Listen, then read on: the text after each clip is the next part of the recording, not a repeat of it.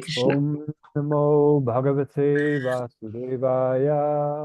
Om Namo Bhagavate Vasudevaya. Om Namo Bhagavate Vasudevaya. Om Namo Bhagavate Vasudevaya.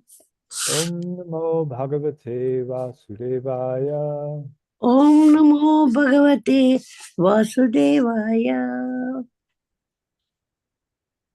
Hare Krishna. Hare Krishna, Prabhu, please accept my humble obeisance. Srila Prabhu. Jai Shri Prabhupada. Okay. Welcome, everyone. Good morning. Today we continue our study of Srimad Bhagavatam. We're in the third canto, the fourth chapter. Today's verse is number 33. Vidoropi udavach trutva krishnasya paramatmanaha kridayo patta dehasya karmani shlaghitani cha vidoro udavach trutva krishnasya paramatmanaha kridayo patta dehasya karmani shlaghitani cha vidoro pyudhavach shrutva krishnasya paramatmanaha kridayo pattadehasya karmani shlaghitani cha. Please chant. Vidoropi uruvachach Trutva Krishnasya Paramatmanaha Kridoyo Pata Dehasya Karmani Slang Hitani Cha. विदुरोऽप्युद्धवाच्छ्रुत्वा कृष्णस्य परमात्मनः क्रीडयोपाट्टदेहस्य कर्माणि श्लाघितानि च Vidiropya uddhavachurtva Krishnasya Paramatmana Kedayopata Dehasya Karmani Slagitani cha. Hare Krishna. Hare Krishna. Viduropi udbhavaccha shrutva Krishnasya paramatmanaha kriyadopatta dehasya karmani slagitani cha. Hare Krishna.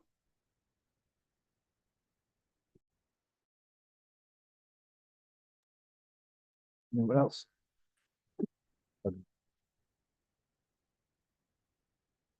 Okay. Vidura, api, also. Udhava, from the source of Udhava. Shrutva, having heard. Krishnasya, of Lord Krishna.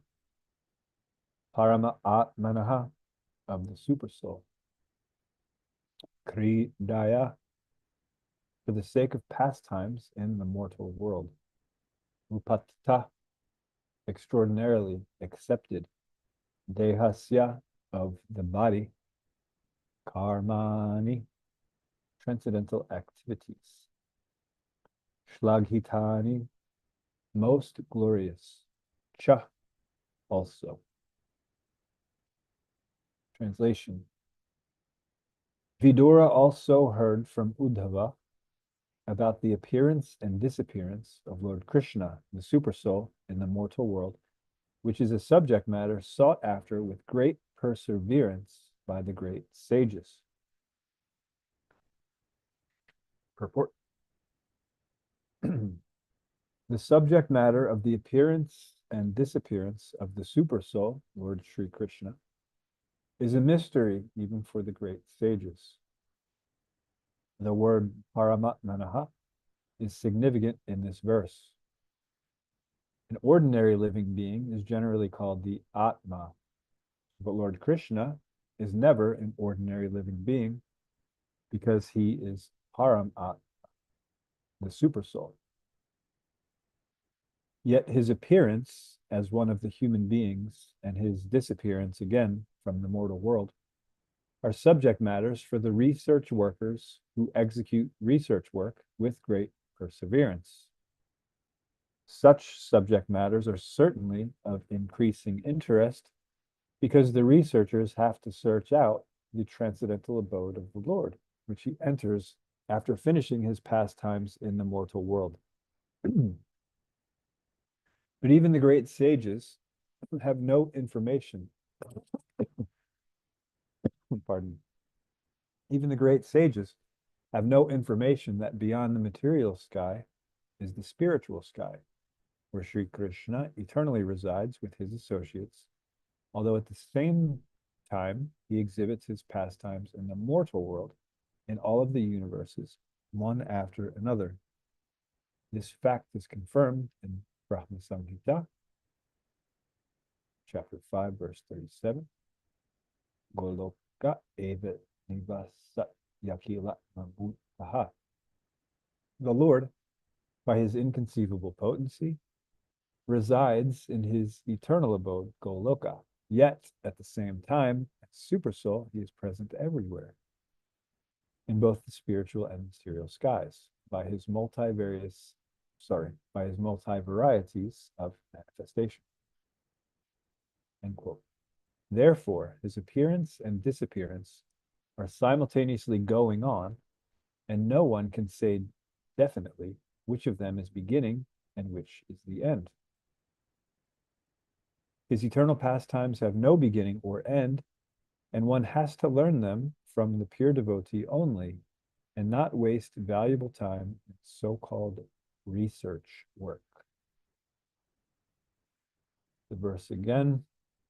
Vidura also heard from Uddhava about the appearance and disappearance of Lord Krishna, the super soul, in the mortal world, which is a subject matter sought after with great perseverance by the great sages. Nama Om Vishnu Padaya Krishna Prasthaputale Srimate Bhaktivedanta Swami Namane Namaste Saraswate Devi Gauravarna Kacharani Nirvishesha Shruni Varipaschat Deshatarne Om Agnana Timirandasha Ganjana Shalakaya Chakshur Nilitam Nena Tasmai Shri Gurudeva Namaha Vanchakalpa Trubhya Kripa Sindhubhya Eva Chapatitanam Bhavanebhyo Vaishnavebhyo Namo Namaha. Hare Krishna. So, we've discussed this before, but after Sri Krishna had left the vision of this material world, his disappearance, different arrangements were made. As we read again fairly recently, he took out the Yadu dynasty with the appearance of a curse, right? Of course, it was Krishna's supreme will that took out the dynasty, not the curse. No curse or blessing has any potency whatsoever without Lord Krishna's sanction. So we understand that. But in the guise of this curse, under the guise of that, the Yadu dynasty was taken out. Further back, when we were studying the first canto, we found out that the Pandavas, they voluntarily renounced this material world to rejoin Krishna in his eternal pastimes. So that was chapter 15, text 32 of the first canto. It says, upon hearing of Lord Krishna's returning to his abode, and upon understanding the end of the Yadu dynasty's earthly manifestation, Maharaj Yudhishthira decided to go back home, back to Godhead. It was simple as that. That's what the Pandavas did. They said, well, the only reason we're here is to serve Krishna. Krishna left, okay, it's time to go. Simple as that. The Yadus, they needed a different arrangement. And most recently, the last few days, we've found out that Uddhava was actually instructed to remain in this material world so that he could disseminate specific knowledge about the personality of Godhead. So these are the different arrangements that were made. So in today's verse, we learn that Uddhava had specifically explained, along with all the other knowledge about the personality of Godhead, The transcendental nature of Lord Krishna's appearance and disappearance, which is sought after with great perseverance by great sages. And of course, we can understand why the great sages are seeking after, with such perseverance, this subject matter, because in Bhagavad Gita, chapter 4, verse 9, Krishna says, Janma karma chame divyam evam yo veti tatvata tyaktvade punarjanma naitimam etis sarjuna. Pardon. He says, one who knows the transcendental nature of my appearance and activities does not, upon leaving the body, take his birth again in this material world, but attains my eternal abode, O Arjuna. So naturally, great sages will put forth great efforts to seek out information about the birth and activities, because when one understands them, when one understands the actual transcendental nature, what sets Krishna's appearance and disappearance aside from the appearance and disappearance of ordinary people, so one actually understands that transcendental nature, then one no longer takes birth in this material world, which is a goal for most people in this material world. Most people in this material world understand that this is a place of suffering. And if they knew there was a choice of not suffering, of course, they would choose not to come back to this material world. Many of the living entities in this material world, unfortunately, are not even taking advantage of their intellectual capacity to even consider that there are other options. And that's unfortunate, especially in this age this is going on. But anyone with intelligence and experience that this world is full of suffering, and who has had the mercy of Krishna or his devotees to find out that there is actually a realm that is beyond this material realm, then it's, of course, their desire to escape it at all costs, this material world. Now, we aspiring Vaishnavas, of course, our goal isn't to get out of the material world. Our goal is to serve Krishna. So if that means it's in the material world, then so be it. If it means it's in the spiritual world, then also that is fine, as long as we get to serve Krishna. Of course, this is the mentality of the pure devotee. We aspiring devotees, I myself, I'd very much like to get out of this material world. But hopefully, after some purification, I'll understand that it doesn't matter where we are, as long as we're serving Krishna. Because wherever we're serving Krishna, we are with Krishna. And so when Krishna comes to this material world, he brings the spiritual world with him. And we know that Krishna is not different from his name. His qualities, his pastimes, they're all non-different. So we can experience Krishna in these things no matter where we are. So there are a few excerpts that I would like to read that talk about this transcendental nature of Lord Krishna's appearance and disappearance. And then we can discuss further. So the first one, actually, before I get to those, I want to address something in the purport, the last sentence, because here in Mayapur, I've been going through Sri Chaitanya Shikshamrita, and naturally, when studying any Shastra, there's a lot of overlap. So there's principles that are being discussed in all Shastra. And when these overlap, it's always very interesting. So today's purport was talking about how Krishna's eternal pastimes, they have no beginning or end. And one has to learn them from a pure devotee only. It's the only way. And not waste valuable time in so-called research work. So in his Sri Chaitanya Shikshamrita, Srila Bhaktivinoda Thakur, the author, he, in his thesis statement, which is the very beginning of the book, after, of course, he offers obeisances to Radha Krishna, he gives his thesis statement. And the thesis statement, I have to paraphrase it because, oh, actually, it is within my reach. One moment. Instead of paraphrasing, I'll just read it. He says that there are countless philosophies, but although attempting to reach the truth, they're all incomplete and mutually conflicting, being generated from illusory premises. These philosophies find their perfection in Krishna Bhakti.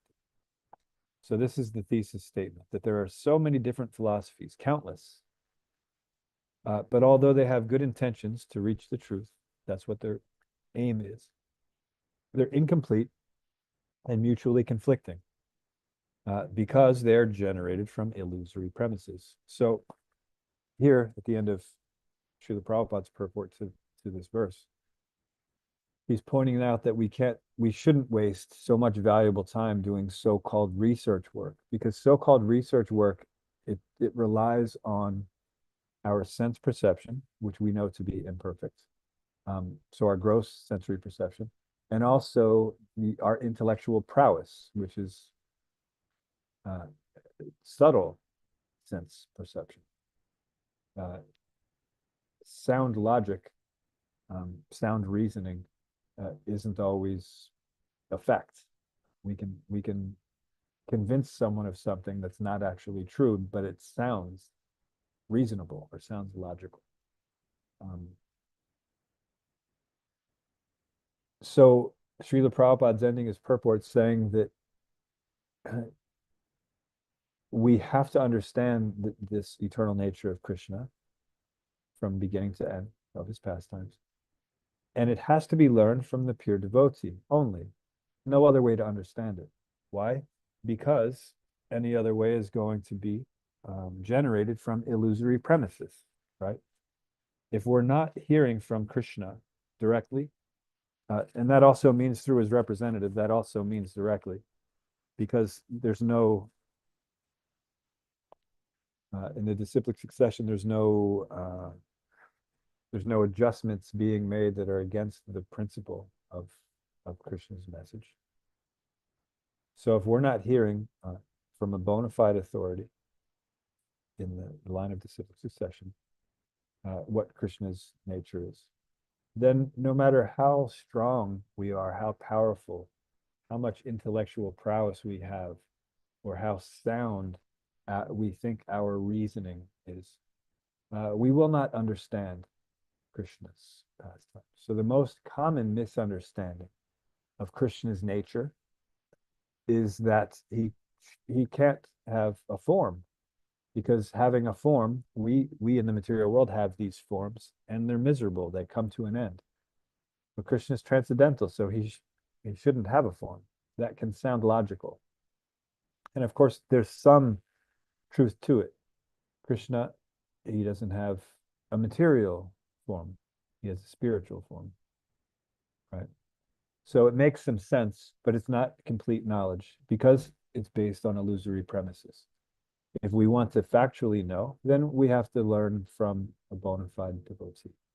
And Uddhava was specifically instructed by Krishna himself to remain here in the material world, even though Krishna said, okay, I'm wrapping up my pastimes, I'm leaving, but you remain here, you go and you teach, you instruct others in this very important subject matter. So that being said, understanding the need to understand Krishna through the authorized process, not just through our imperfect senses. Now here are a few excerpts that are also describing this, the nature of Krishna's appearance and disappearance. So this first one is from Srimad Bhagavatam, first canto, first chapter, 13th verse, purport. Srila Prabhupada writes, the conditions for hearing the transcendental message of the absolute truth are set forth herein. The first condition is that the audience must be very sincere and eager to hear, and the speaker must be in the line of disciplic succession from the recognized acharya. Again, it's important not to rely on our own sense perception, intellectual prowess, etc. And we have to get our knowledge from the authorized source in the disciplic succession from the recognized acharyas. Srila Prabhupada continues. The transcendental message of the Absolute is not understandable by those who are materially absorbed. Under the direction of the bona fide spiritual master, one becomes gradually purified. Therefore, one must be in the chain of disciplic succession and learn the spiritual art of submissive hearing. In the case of Sutta Goswami and the sages of Naimisharanya, all these conditions are fulfilled because Srila Sutta Goswami is in the line of Srila Vyasadeva, and because the sages of Naimisharanya are all sincere souls who are anxious to learn the truth. So again, here we're learning about the qualification of the speaker, that he's in line with the disciplic succession. He's only repeating things that have been given without making any changes or adjustments to the principle of the message. And the audience, they're sincere and they're anxious to learn the truth. Srila Prabhupada continues. Thus, the transcendental topics of Lord Sri Krishna's superhuman activities, his incarnation, his birth, appearance or disappearance, his forms, his names, and so on, are all easily understandable because all requirements are fulfilled. Such discourses help all men on the path of spiritual realization. So again, if we have the proper speaker, the proper audience, meaning that the audience has the proper mood, so the qualification of the speaker is that he's in the line of disciplic succession, is only repeating things that are authorized, and the audience is submissive and eager to understand the truth. Then, this one is Srimad Bhagavatam, 1st Canto, 3rd Chapter, text 35. And it says, thus, learned men describe the birth and activities of the unborn and inactive, which are undiscoverable even in Vedic literatures. He is the Lord of the heart. I read that again because it sounds like it's contradictory. Thus, learned men describe the birth and activities of the unborn and inactive, right? So generally, if someone's unborn, there's no birth to speak of. And if someone's inactive, there's no activities to speak of, just by definition, right? So this sounds contradictory, right? And continues, which are undiscoverable even in the Vedic literatures. He is the Lord of the heart.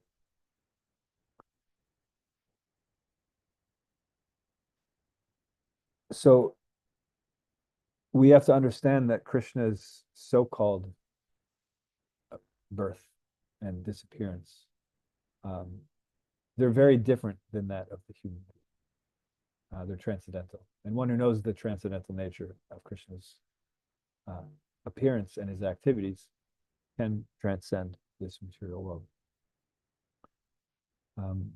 So, although he is unborn because he's ever existing, he does appear to take his birth in the material world out of his mercy to allow us to associate with him. And although he is inactive in the sense that, so we learn in Bhagavad Gita that there is action, there is forbidden action, and there is inaction. Karma, vikarma, and akarma. And so inaction just means that action which does not cause a reaction.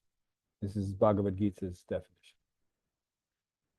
Different acharyas in different circumstances will use the term akarma in a different way, also accurate, but just in a different way.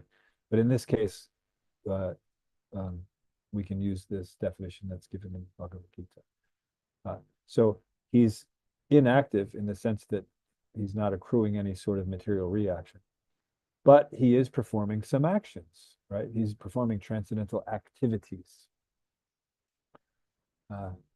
And this can't be understood even if we're just approaching the Vedic literatures, but if we actually approach a spiritual master, someone that's actually in the line and can give us the principle of the Vedic literatures. Because of all the Vedas, I am to be known. Krishna says that. Sarvasya Chaham Hridishani Vishto. Sorry, Vedanta Vit, Vedanta Krit Vedavit Eva Chaham. So, of all the Vedas, Krishna is to be known. So, all Vedic literature is, its purpose is to get us to understand Krishna and his nature. But since the Vedas, it has to reach out to all different levels of humanity, even the very low levels of humanity. One can become very confused and distracted by reading the Vedic literatures. Even though that's the goal, one can become very confused unless one is properly guided. One is not properly guided. It's a very, very, very gradual process. If one is properly guided, is sincere, determined, and seeks out a self-realized personality and inquires from them submissively and with an attitude of service, then being a qualified audience and inquiring from a qualified speaker, one can understand this transcendental nature. Otherwise, we can read about it, but we'll still be filtering all of the information that we're reading through our own experiences and through our own logic.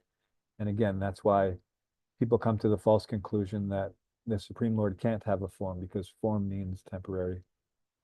And the Supreme Lord can't be temporary. Again, logically it sounds good, but we know it to not be true based on what the Shastra is revealing to us about Krishna's eternal nature, Satchidananda Vigraha. Okay, the next excerpt I want to read, it's actually the purport to the verse I just read. So Srila Prabhupada explains, both the Lord and the living entities are essentially all spiritual. Therefore, both of them are eternal, and neither of them has birth and death. The difference, this is the key, is that the so-called births and disappearances of the Lord are unlike those of the living beings. The living beings who take birth and then again accept death are bound by the laws of material nature. But the so-called appearance and disappearance of the Lord are not actions of material nature, but are demonstrations of the internal potency of the Lord. They are described by great sages for the purpose of self-realization. It is stated in Bhagavad Gita by the Lord that his so-called birth in the material world and his activities, Janma Karma Chame Divyam, are all transcendental. And simply by meditation on such activities, one can attain realization of Brahman and thus become liberated from material bondage. In the Shrutis, it is said that the birthless appears to take birth. The Supreme has nothing to do, but because he is omnipotent, everything is performed by him naturally, as if done automatically. Pardon me. As a matter of fact, the appearance and disappearance of the Supreme Personality of Godhead and his different activities are all confidential, even to the Vedic literatures. Yet they are displayed by the Lord to bestow mercy on the conditioned souls. We should always take advantage of the narrations of the activities of the Lord, which are meditations on Brahman in the most convenient and palatable forms. Then, 2 texts later, first canto, 3rd chapter, verse 37. The foolish, with a poor fund of knowledge, cannot know the transcendental nature of the forms, names, and activities of the Lord, who is playing like an actor in a drama, nor can they express such things neither in their speculations nor their words. Again, because they're relying on their speculations and their experiences and their words, their philosophies that they have conjured up based on their paradigms are they have material premises, so therefore they have to be illusion. They're subject to illusion. So the foolish people with a poor fund of knowledge, they won't be able to know the transcendental names and forms of Krishna. For that very reason, they're not qualified as an audience, and they're not approaching a qualified speaker. And then Srila Prabhupada says in his purport to that verse, no one can properly describe the transcendental nature of the absolute truth. Therefore, it is said that he is beyond the expression of the mind and speech. And yet there are some men with a poor fund of knowledge who desire to understand the absolute truth by imperfect mental speculation and faulty description of his activities. To the layman, his activities, appearance and disappearance, his names, his forms, his paraphernalia, his personalities, and all things in relation to him are mysterious. There are two classes of materialists, namely the fruitive workers and the empiric philosophers. The fruitive workers have practically no information on the absolute truth, and the mental speculators, after being frustrated in fruitive activities, turn their faces toward the absolute truth and try to know him by mental speculation. And for all these men, the absolute truth is a mystery, as the jugglery of a magician is a mystery to children, right? We have experience of this, that we've been, even some adults that have been to magic shows, and we see magicians appearing to conjure stuff out of thin air, make things appear, disappear. They appear to defy the laws of physics in various different ways. Some look like they're levitating or walking on water, things like this. And Srila Prabhupada continues, being deceived by the jugglery of the Supreme Being, the non-devotees, who may be very dexterous, fruitive work, mental speculation, are always in ignorance. So they're like the children who are easily fooled by the magician. So these magicians here that we're talking about, the like birthday party magicians that are pulling quarters out from behind the ears and things like that. The tricks that the adults, they understand how they're happening, but the kids are so enamored by it. So in the same way, it's very easy to deceive the non-devotees, even though they may seem to be very dexterous and fruitive work and mental speculation. They're always in ignorance.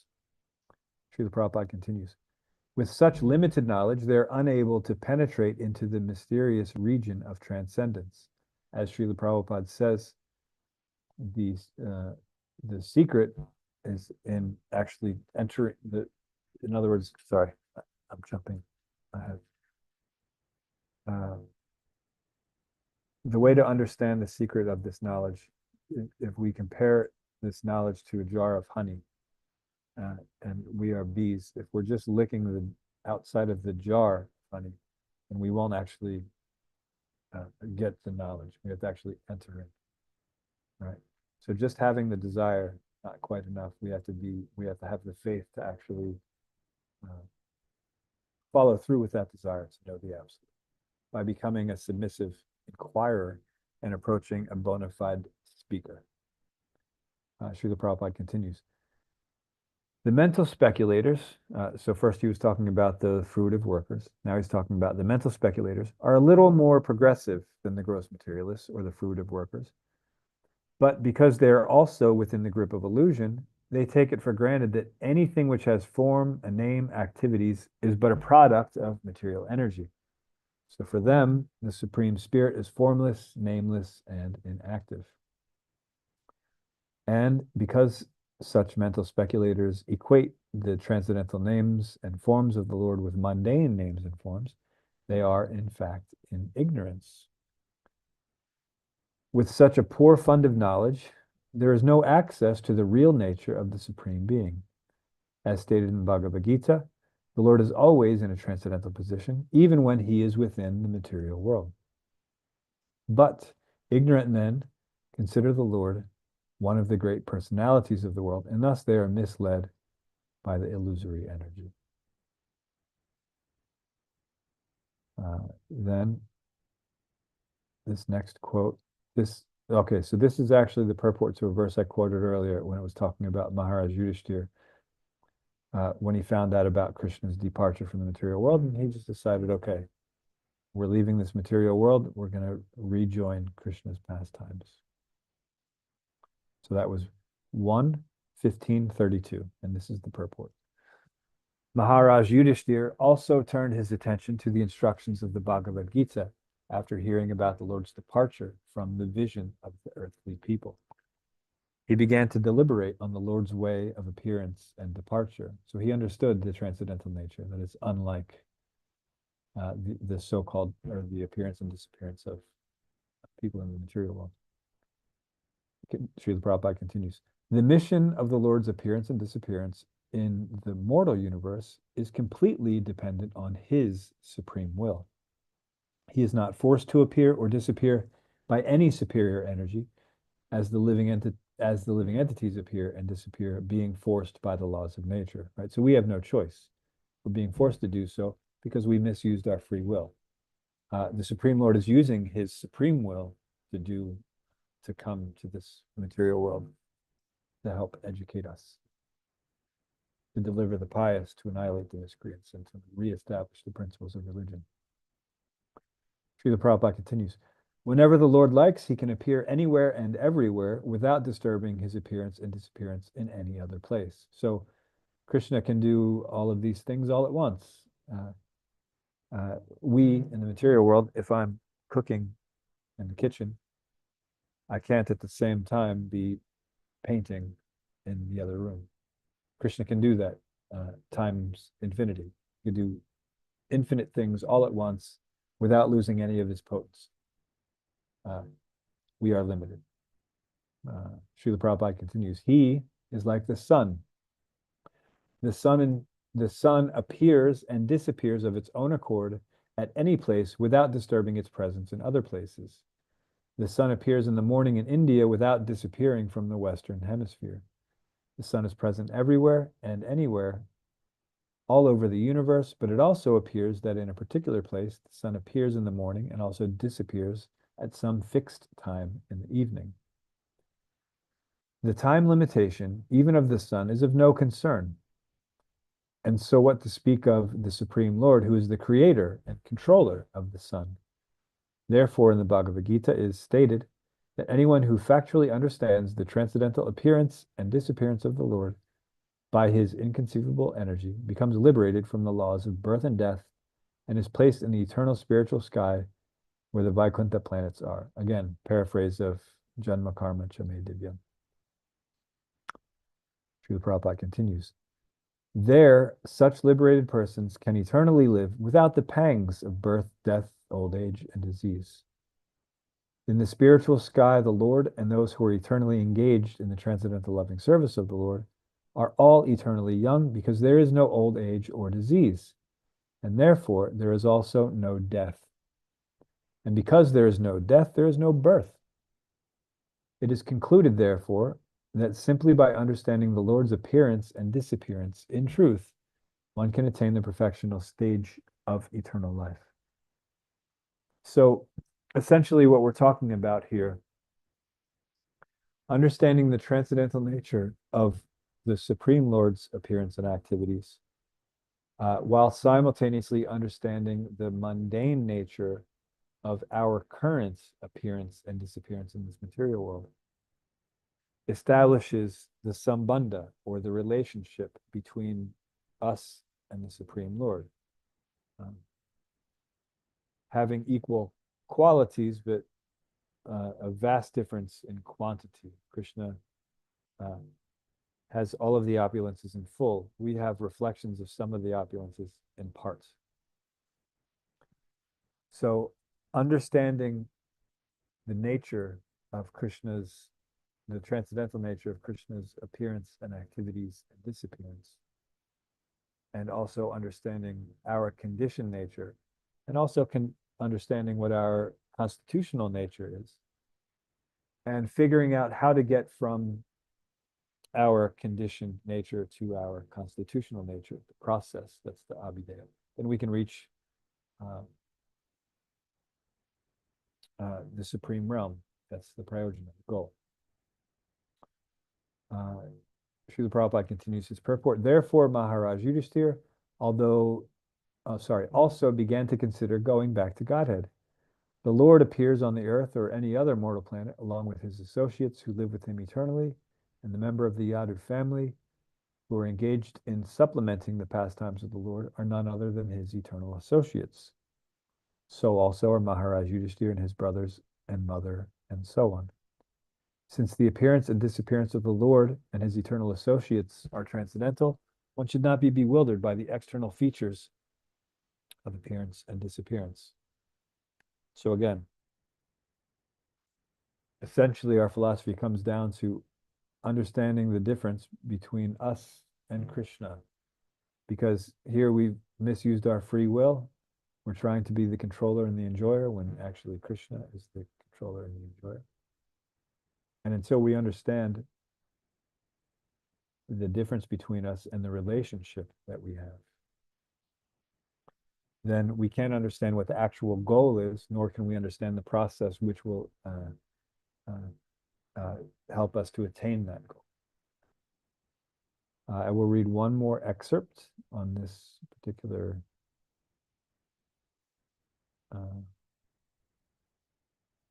topic. This is Srimad Bhagavatam, 3rd canto, 27th chapter, verse 21, purport. If one wants to perfect his life, he should discharge his prescribed duties for the satisfaction of Krishna. One must act in Krishna consciousness, for such action will never produce any reaction. Animita nimetena. So again, we're talking akarma here. These actions aren't producing any reaction. This is also confirmed in Bhagavad Gita. Yajnartar karmano nyatra. All activities should be performed simply for yajna, or simply for satisfaction of Vishnu. Of course, we know in Bhagavad Gita also that the devotees of the Lord are released from all kinds of sins because they eat food which is first offered for sacrifice. Yajna chistashirasha.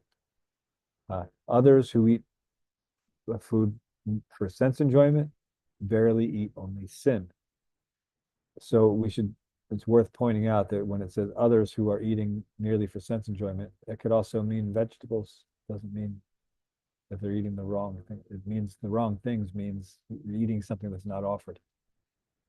So everything should be done for Krishna. Whatever you do, whatever you eat, whatever you offer, give away, whatever sacrifices or austerities you perform, you do that for Krishna. Yat karosi yat asnasi yajjuhosi darasiya. So anything done otherwise, meaning not for Krishna, not for the satisfaction of Vishnu, without satisfaction of Vishnu or yajna, produces bondage. Even if we have good intentions, even if we're following some of the details of the Vedas, but not understanding the principle. If it's not done actually for the satisfaction of Vishnu, then it will produce bondage. So here, Prabhupada continues, it is also prescribed by Kapila Muni that one can transcend material entanglement by acting in Krishna consciousness, which means, just in case we don't know what acting in Krishna consciousness means, which means seriously engaging in devotional service. Not casually engaging in devotional activities, seriously engaging in devotional service. Srila Prabhupada continues, this serious devotional service can develop by hearing for long periods of time. Chanting and hearing is the beginning of the process of devotional service. One should associate with devotees and hear from them about the Lord's transcendental appearance, activities, disappearance, instructions, and so on. Okay, so we see through these various excerpts that I've read that this concept is recurring, as are all of the concepts in the Shastras. The principle is that we have to understand who we are in relation to the Supreme Lord, and we have to act according to that knowledge, the knowledge of that relationship. We have to stop acting as if we are independent, because we're not. We are part and parcel of the Supreme Lord. So the sooner we actually understand, embrace, and accept that relationship and act accordingly, the sooner we can actually attain our ultimate goal. As long as we do not accept and act accordingly to that relationship, we will perpetually be bound to this material world. Because even though we may have good intentions, we may want to reach the absolute truth, we may hold some value or place some value on attaining the absolute truth. But if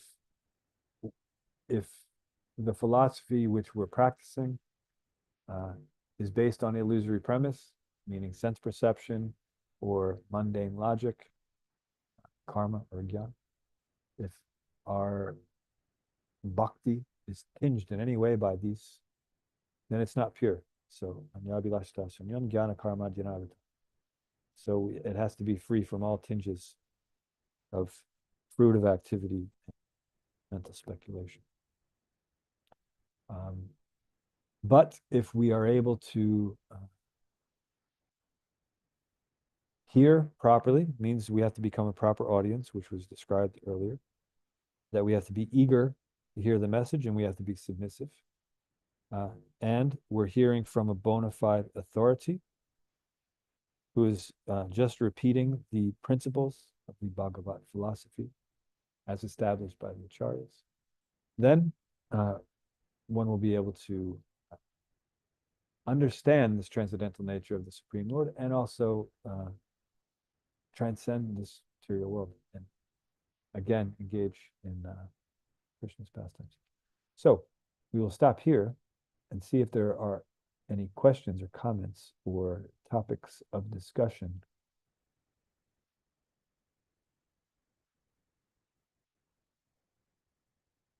Anyone?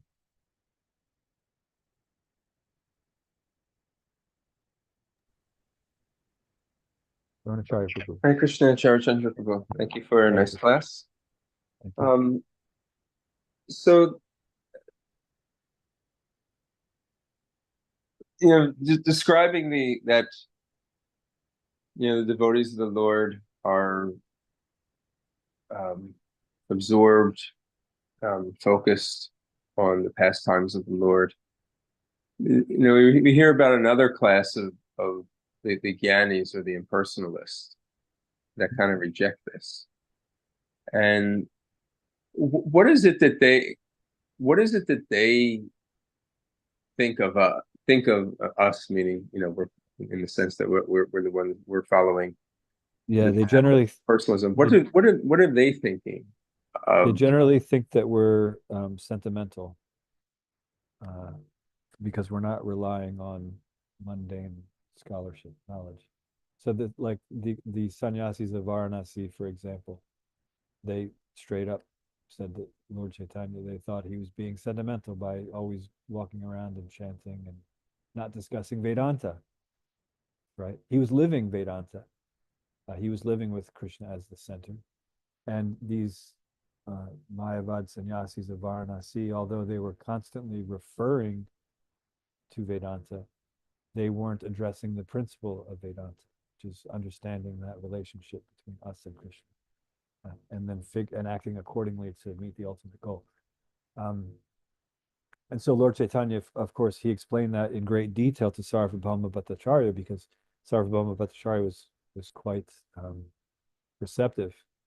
And he had a conversation with the sannyasis at Varanasi, headed by remind me the head sannyasi there at Varanasi. Prakashananda Saraswati. Prakashananda Saraswati. Thank you. Not quite on the level. You see where those two conversations, you can see that one conversation is much deeper. The other one gets to the same point, but in a different way. We can see that with all the conversations. We read through the book that Srila Prabhupada compiled, The Teachings of Lord Chaitanya.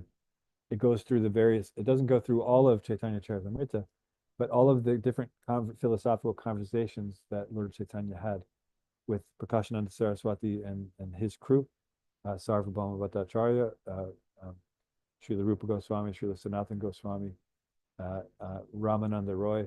And so there's different levels of these conversations. Some of them are, you know, super rasik, and some of them are more on tattva level, but they all come to the same conclusion, right? That we have to understand what our relationship is with the Supreme Lord, act accordingly, and attain the ultimate goal.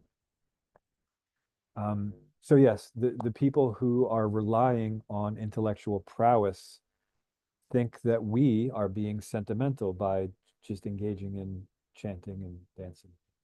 But what they don't understand is the fact that they're relying on their own personal intellectual prowess means that they're not able to understand Krishna, because they still think that their prowess is what's going to attain, is what's going to be the cause of them attaining perfection, right? They think it's something that they can attain through their power. And we, aspiring Vaishnavas, are instructed that by our own power, we can't get anything. It's through Krishna's mercy that we can endeavor to grab on to Krishna's mercy. So the endeavor must be there. But we're certainly not sentimental. We're proactive, right? We understand who we are in relation to Krishna. We act accordingly, and we hold on to Krishna's mercy so that we can attain the goal. Is that okay, Dronacharya Prabhu? And then I think Acharya Prabhu has something to add on that. Yes, thank you, Prabhu. Yes, Acharya Prabhu. You had something to add or something new? Yeah, yeah. Your answer was great, but when I heard Jonah Prabhu's question, it reminded me of an incident from my history that when I think of it, it makes me cringe and it makes me laugh about how do Mayavadis see the devotees. I had the misfortune before I became a devotee to spend a year in the ashram of a sort of mid-level, I guess you'd call like maybe a B-list Indian Mayavadi sannyasi. And we actually had a line about the devotees. We used to say, if they're sincere, they'll eventually come to realize that it's all one. Yes. Which Yes. which is cringy, but it's also kind of hilarious looking back on it. It is. I have another one for you, also cringy and hilarious. So a friend of mine, who was an aspiring devotee, his father was a Mayavadi, and he was actually a self-proclaimed Mayavadi. He was proud of it. And so we would show him where Srila Prabhupada's explaining that the Mayavadis, if they can successfully become detached from material nature, they can attain the Brahmajyoti for some time. But since there's no activity, they fall back into the material world and perform these, philanthropic activities. And so we explained that to him, and he said, yeah, the Brahmajyoti is actually the supreme, and then you fall where you fall back into, that's Goloka Vrindavan.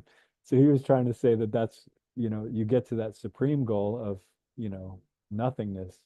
And then since you still want activity, but you're still transcendental, then you go down into, the spiritual world. And it was just so funny that was his concept of how things were. He didn't think you fell back into the material world to do material activities. He figured, no, you're already on the spiritual platform, so you're just going down a notch into the personal relationships with Krishna. So yeah, very strange ideas for us. Is there something more, Dronacharya Prabhu? Or is that?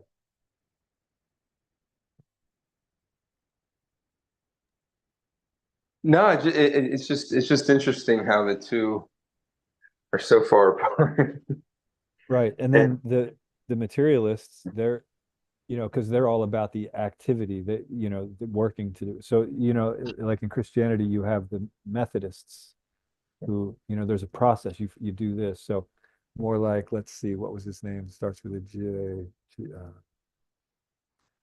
I always forget his name. James. So James instructed that faith without works is dead, right? And so some of his followers, and he's right, the faith has to be there, but so do the works, the mercy and the endeavor. We learned this from the Damodar Lila. But some of his followers, James's followers, they focus more on the works, than the faith, because faith without works is dead. So the most important is the works part, right? And then on the other hand, you have Paul, who in his letter to the people of Galatia was telling them that no, it's just the mercy. That's enough. You don't have to do any other tradition. Nothing has to be observed. If you're trying to do anything but rely on the mercy of our Savior, Jesus Christ, then you're wasting. So it's all about the mercy. One, the followers, it's more about the endeavor. One, it's more about the mercy. The origins of them, maybe they weren't actually like that. Maybe they had a balanced view, but you see that their followers go like that. And so the karmis, it's all about the endeavor that's going to get it. And the jnanis, it's all about the intellectual prowess. But they both have this thing in common where they think whatever the prowess is, whether it's activity or intellectual, that's going to cause them to attain their goal, right? And what they're not realizing is that we can't do that by our effort alone. Mercy has to be there. And so, yeah, we see how just as Srila Bhaktivinoda Thakur in its thesis statement to Chaitanya Charitamrita, that there are countless philosophies, means these are even within religious movements, countless philosophies. Although attempting to reach the truth, they're all incomplete and mutually conflicting, being generated from illusory premises. And then these philosophies find their perfection or the synthesis in Krishna Bhakti, right? So what we have all these philosophies that have partial realizations of the absolute truth. But until they actually synthesize with Krishna Bhakti, then they're incomplete because they're based on illusory premises, whether it's action or thought or whatever. It's whatever is keeping you from redirecting your consciousness from I am the center, Krishna is the center, whether it's an activity or a thought or logic or whatever the case may be. That's where our shortcoming is, what's missing. And so we have to identify that and do the needful. And so we aspiring Vaishnavas, the philosophy is quite clearly given by Srila Prabhupada and the previous acharyas, and all we have to do is follow it. And sometimes that's easier said than done. But if we remain sincere and we remain faithful, and there's this other word that's synonymous with faithful, but it also loyal. There's another word. Anyway, faithful and loyal, you get the point. To the Shastra as given by the Acharya. Still trying to think of that other word. But anyway, it works. Then Krishna will reveal to us what that truth is. So, I mean, the moral of the story is they may think all these different things about us, and it doesn't matter. It's funny and cringy, as Acharya Prabhu pointed out. But we can see that as long as we're missing the principle, that's the issue. The details will change, but the principle, if we understand that, we understand who we are in relation to Krishna. When we act according to that difference and the similarity, because we have a similarity to Krishna, we're both spiritual, we're both eternal. But so we're accepting those similarities, but we're also understanding the differences in quantity, and we act according to that. Means I stop acting as if I'm the center. I stop acting as if I'm the controller and the enjoyer, and I start realizing, okay, if Krishna is the controller and the enjoyer and the source of everything, then everything is actually meant to be used in a specific way. So instead of the way that I feel like I want it to be used for my pleasure, I'm going to use it the way that it's intended to be used for Krishna's pleasure. And so the more we do that, the more we engage our tendencies in Krishna's service, keeping that relationship in mind and acting accordingly, then the sooner we'll reach our goal. I think I went off on a tangent there again, Dronacharya Prabhu, and I apologize for that. Yeah, thank you for elaborating on the topic. Okay. Anything else? Thank you very much, Prabhu. For a nice information. That we have to be sincere. But mainly that thing, That's what Prabhupada says. Thank you very much for a nice class. Thank you. Very good. Very kind. Okay. Then we can end here. Srila Prabhupada ki jai. Srimad Bhagavatam ki jai. Ananta Koti Vaishnava. Vanchakalpatarubhyasya kripa sindhubhyev cha patitanam pavanebhyo vaishnavebhyo namo namaha. Hare Krishna. Hare Krishna. Thank you, Prabhu. Hare Krishna. Thank you.